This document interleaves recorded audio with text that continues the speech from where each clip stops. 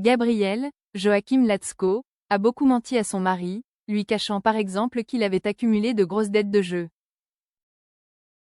D'autre part, il a tendance à se faire passer en premier, négligeant les besoins et les envies de son compagnon. Mais, cette fois-ci, le gérant du bar n'a pas l'intention de sacrifier son rêve pour rester avec Riva. Après avoir gardé Romy pendant quelques jours en imaginant qu'il s'agissait de sa petite fille, il s'est rendu compte qu'il avait très envie d'avoir un autre enfant. Malheureusement pour lui, Gabriel n'est pas du tout d'accord, ce qui a poussé Thomas à demander le divorce. Cela veut-il dire que le couple va vraiment divorcer? Interrogé par nos confrères de Diverto, Laurent Quérurosé, qui prête ses traits à la figure historique du Mistral, ne risque pas de rassurer les fidèles du feuilleton.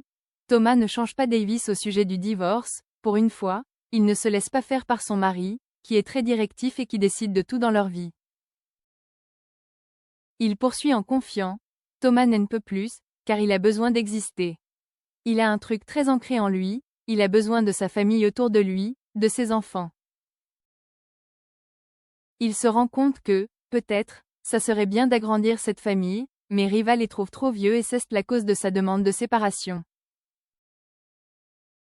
Mais alors, qu'est-ce qui nous attend dans la suite?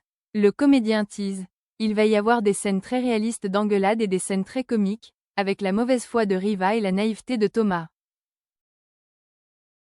Surtout à propos de la répartition des objets. Il n'était pas temps qu'ils divorcent, mais je trouve ça bien, car c'est aussi une évolution de la société, y compris pour deux hommes.